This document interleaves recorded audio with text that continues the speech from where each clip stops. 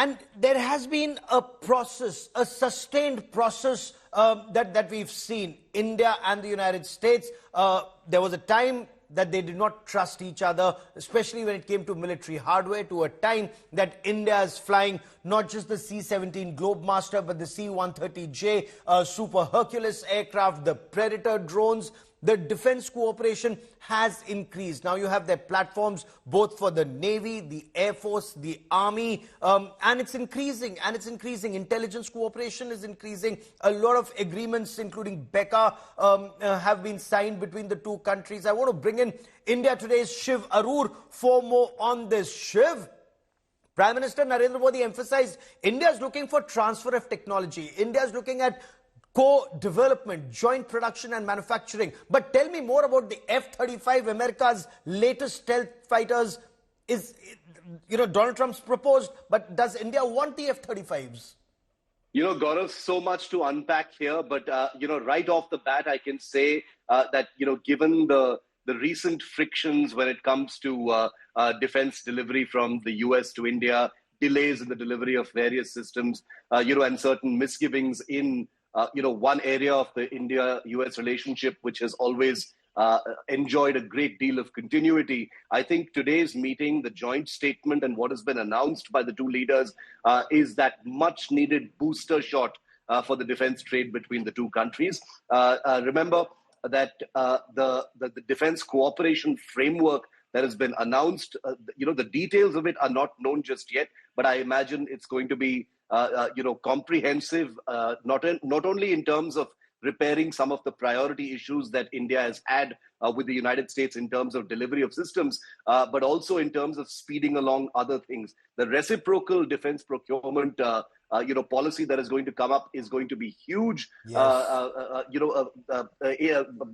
Not many people know that the United States is the largest recipient of Indian defense exports already by way of ammunition and other subsystems. The United States already outsources a great deal of defense manufacture to India. But your question on the F-35 is pertinent, Gaurav, because, while a lot of people will say, this is just Trump saying stuff, etc., the fact that he has now become the first president to specifically mention the F-35 in a statement. He didn't need to do it, but actually specifically mention it in that statement shows his thought process, shows his intent. And I think he's very well aware of what is happening right now with the Indian Air Force. He's obviously been briefed about the whole stealth fighter war that's been taking place in India. And therefore, to pop it into his statement is no coincidence. He obviously knows what he's saying. Vikram Misri, the foreign secretary, obviously clarified, the obvious, which is that, there are processes for procurement. It's an offer. Offers of this kind have been there on the table before, but this has been specifically made explicit by Trump. There's a long process ahead. This is not something that India is really inclined to be very honest, and for very good justifiable reasons. We have our own program, even though there are other compulsions now, Gaurav. But the fact that Trump has sort of put it out there into the conversation is extremely interesting. The fact that he's willing to offer the latest technology that America has, because usually, even if America had then the F-22s, what was on offer was the F-16s, which they then said, for India, we'll configure it as F-21, which India wasn't very impressed with. But if they're offering you the F-35s, their latest stealth fighters, what's the indication?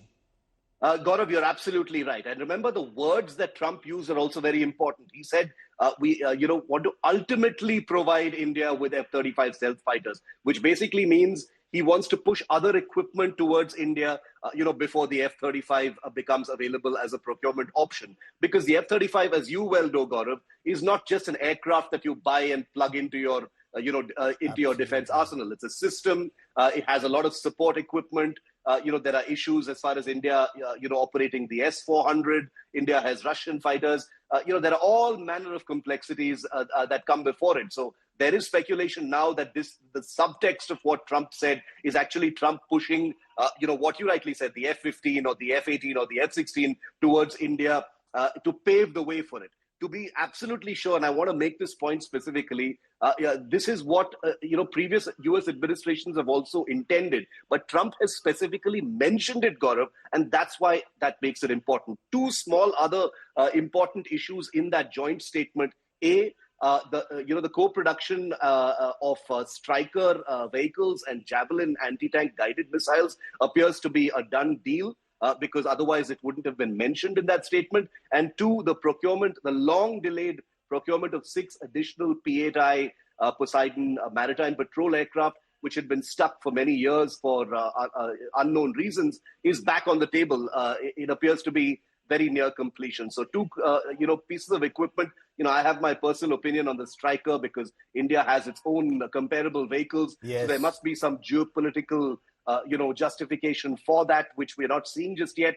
But as far as the P-8I is concerned, the Indian Navy, as you know, love these aircraft. We have nothing of that kind of capability of our own. And so it's very good that India is going in for it. Absolutely, Shiv, because that's the kind of equipment that India requires. You're absolutely right, not the Stryker vehicles, because that we can very easily make in India, and you don't need to spend a lot of crucial foreign exchange for Stryker vehicles. But Javelin ATGMs, more important, the P-8Is. In the 2020 standoff with China, the P-8Is, long-range maritime reconnaissance aircraft for the Indian Navy, were actually used in the high Himalayas, and great advantage, Shiv, even in the high Himalayas, to know what's happening on the other side of the hill. And the Chinese had nothing absolutely to counter India's capabilities there. Gaurav, the Indian diplomatic machine will be dealing with a very, very aggressive Trump 2.0 machine. He had already said in his opening phone call that he expects India to buy more US security equipment. So how India navigates this relationship is going to be crucial.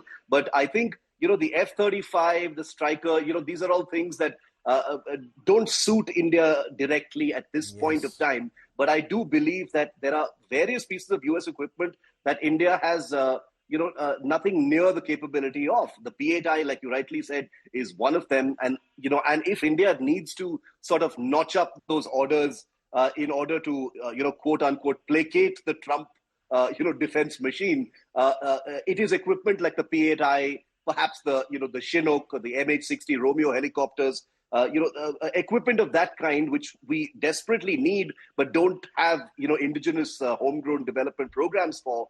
Those are the kind of things that we really need to go for. And I think there is every intent to actually look in that direction. The P-8I deal being, being mentioned in this statement, I think is extremely good news. It shows the intent of the Modi government and the way it's actually approaching this entire thing.